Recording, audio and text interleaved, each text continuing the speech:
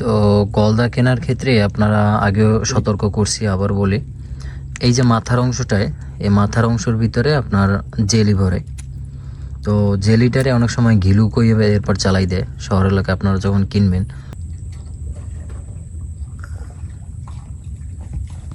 ঘুমটা কেমন লাগলো আপনাদের কাছে? ভাল লাগছে? এটা হচ্ছে জেলেদের ঘুম, ঠিক আছে? একটা জেলেবাইদের ঘুম ঠিক এইরকমেরই হয়।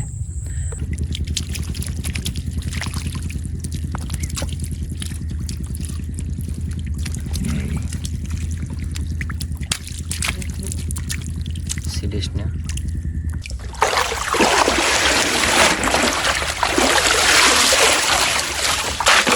আজকে আমি আপনাদের নিয়ে চলেছি সুন্দরবনের এক অন্যরকম অভিজ্ঞতায়।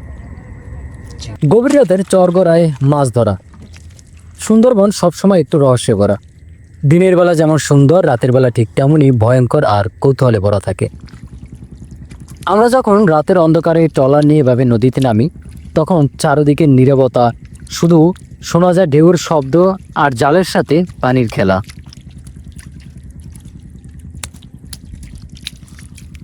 আস্তে আস্তে আস্তে আস্তে। চিংড়ির লাভগুলো অনেক সুন্দর লাগে আমার কাছে। চরগড়ার জালে ভেসে আসে সুন্দরবনের অনেক সুস্বাদু মাছ। তার ভিতরে অন্যতম থাকে গলদা চিংড়ি, দাতিনা, পোমা, রামসোস। প্রতিটি মাছই এখানে এক একটা সম্পদ। আলহামদুলিল্লাহ। বিশেষ করে গলদা চিংড়ি, যেটা শুধু বাংলাদেশে নয়, সারা বিশ্বেই বিখ্যাত। কিন্তু এই রাতের মাছ ধরা মোটেই সহজ না। আস্তে।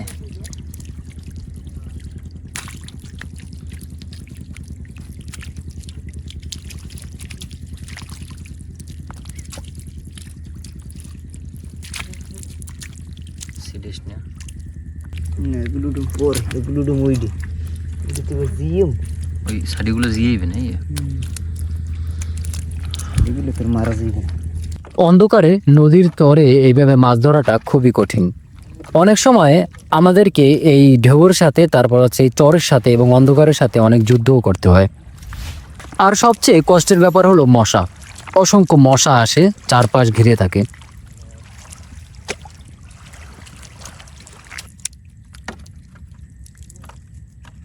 আমি যখন ভিডিও করার চেষ্টা করি, তখন মশার কামড়ে কখনো কখনো হাত পা আমি স্থির রাখতে পারি না।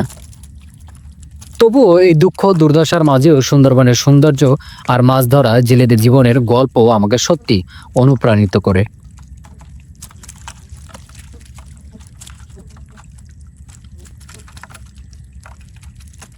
চরগড়ার মাছ ধরায় একটা আলাদা আনন্দ আছে।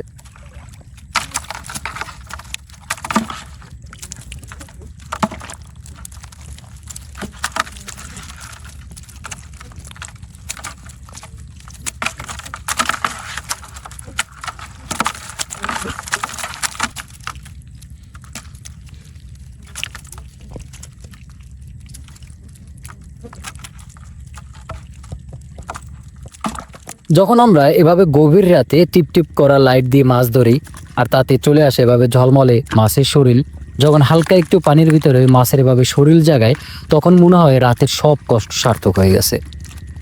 এক একটা মাছ আমাদের পরিবারের স্বপ্নের সাথে জড়িয়ে থাকে, কারণ এইভাবেই হাজার হাজার মানুষ তাদের জীবিকা নির্বাহ করে।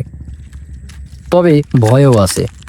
রাতে অজগর, বাঘ কিংবা হঠাৎ জলোচ্ছ্বাস অথবা শিয়ালের ডাক।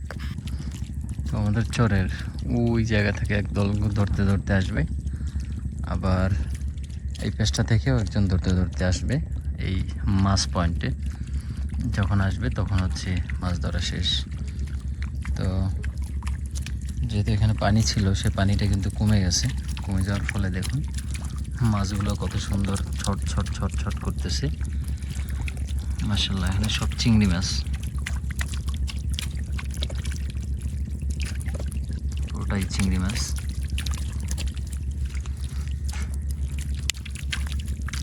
মাশাআল্লাহ, গলদা চিংড়ি। এটা লুস মাছটার গায়ে তেমন বল নাই বাবা। লুস হলে কাজ হবে, মানে গায়ে বল দেখছেন কি অবস্থা।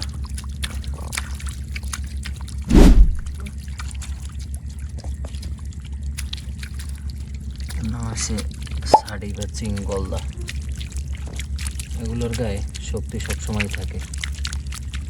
ক্যামেরা হাতে আমি হয়তো আপনাদের জন্য সুন্দর মুহূর্তগুলো ধরে রাখি, কিন্তু ভিতরে ভিতরে প্রতিটা সেকেন্ডেই এক এক ধরনের লড়াই হয় আমার সাথে। তবু একটা কথা সত্যি, সুন্দরবনে এই রাতের মাছ ধরার অভিজ্ঞতা জীবনে একবার না হলেও মানে একবার না দেখলে আপনি মানে এই জীবনটাই বলতে গেলে অসম্পূর্ণ থেকে যাবে।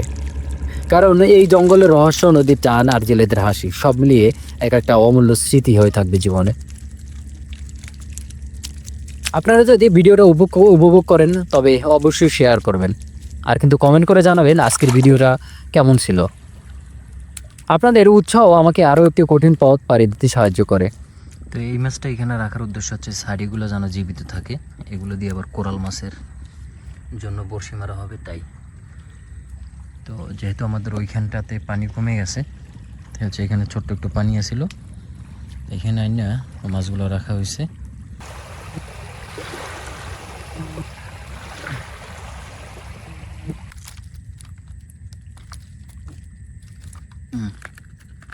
ঠ্যাং আর ঠ্যাং নাই, 5 ইঞ্চি ঠ্যাং 20 ইঞ্চি হয়ে গেছে। রামসোস মাছগুলো আমাদের এদিকে 1050 টাকা 900 টাকা কেজি চলে, আর এইদিকে নাকি 250 টাকা 300 টাকা কেজি। এই মাছের লোকে ময়ূর দৌড়ে বেশি। মাছ দেয় আমাকে 30 টাকা।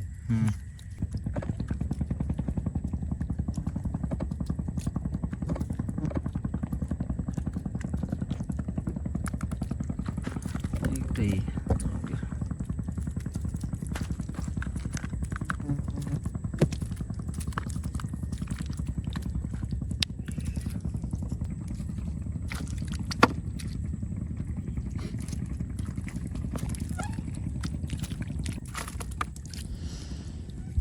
মাছ ধরা একদম শেষ।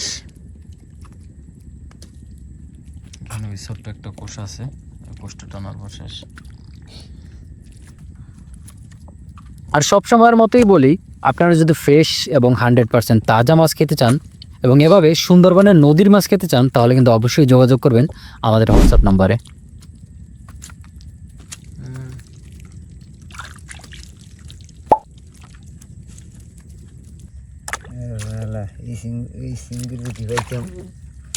ঢাকার ভিতরে কিন্তু একদম হোম ডেলিভারি পাবেন, আর ঢাকার বাইরে হয়তো বা কুরিয়ারে দেবো এসে পরিবহনের মাধ্যমে।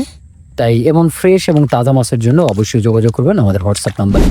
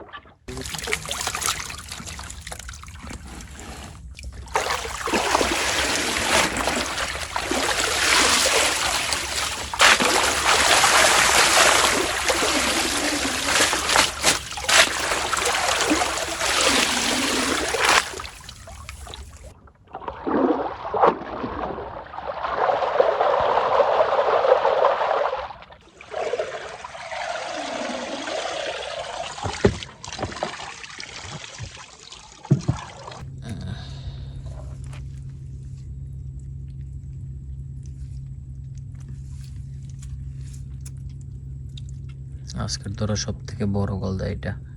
তো গলদা কেনার ক্ষেত্রে আপনারা আগেও সতর্ক করছি, আবার বলি, এই যে মাথার অংশটায়, এই মাথার অংশের ভিতরে আপনার জেলি ভরে। তো জেলিটারে অনেক সময় ঘিলু কইয়ে এরপর চালাই দেয়। শহর এলাকায় আপনারা যখন কিনবেন, বিশেষ করে সাতক্ষীরা অঞ্চলের, তারপর হচ্ছে গিয়া ওই যে কি বলো এটাকে, মানে একবারে উত্তর অঞ্চল থেকে যে মাছগুলো আসে, ওই মাছগুলো বেশিরভাগ হচ্ছে এই গলদা চিংড়িতে সব থেকে বেশি পুশ করে, কারণ এদের এই যে উপরের খুশিটা অনেক বড় হয়। এই জন্য এরা এই মানে সুবিধাটা পায়। চিংড়ি মাছের ভিতরে সব থেকে দামি চিংড়ি হচ্ছে এটা।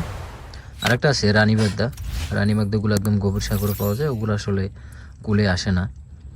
আর কুলের মাছের ভিতরে বলতে এই চিংড়িটার আর কি দাম বেশি, তাই এটার ওয়েট বাড়ানোর জন্য ওরা হচ্ছে এই জেলিগুলো ভরে ইঞ্জেকশন দেয় আর কি। এখানে ইঞ্জেকশন দিয়ে এরপর হচ্ছে ওয়েট বাড়ায়। তো এগুলো থেকে সবাই একটু সাবধানে থাকবেন চিংড়ি মাছ খাওয়ার ক্ষেত্রে, এবং যদি নদীর হয়ে থাকে তাহলে তো এগুলো করার কোনো প্রয়োজন আসে না। তো এমন তরতাজা মাছ দেখে আপনাদের কেমন লাগতেছে? এখন হচ্ছে ছোট সাইজের গলদাটা। ইন্ডিয়ান মাছ আমার বানাতে চাই এখন। আবার কি আইন ঢাকা গেল তো আমি বন্যি দেব, বড় যত মাছ সব ইন্ডিয়ার। দর্শক আমাদের মাছ দেখুন, এখানে হচ্ছে পোয়া মাছ টোয়া মাছ এইটা, আর এই হচ্ছে জলঙ্গির। আর আমাদের এই পরিমাণ হচ্ছে কাঁঠালি চিংড়ি বের হয়েছে, মৌকাঠালি, আর হচ্ছে গলদা চিংড়িগুলো।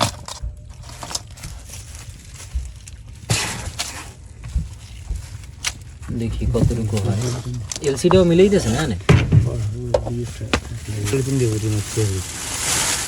হ্যাঁ, যেহেতু ওগুলো হলে এই করে পরিচয় দিবে না। শোনাই আড়াই কেজি।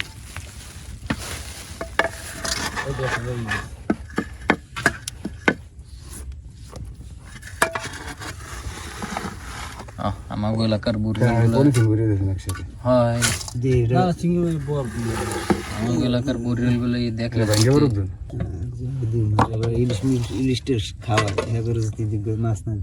একটু এক মুঠ দেন।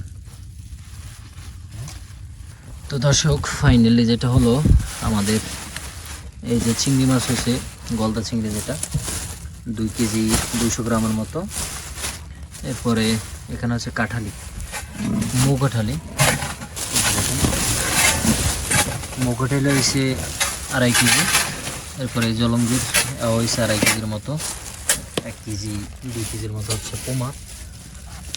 তো এই হচ্ছে টোটাল মাছ আজকের সারা রাত ভর ইনকাম যেটা হয়েছে। আর কিছু আছে টিকটক, সেগুলো খাইতে নেবে। আর এখন এই মাছগুলোকে কেরিং বোর্ডে তারা সংরক্ষণ করবে।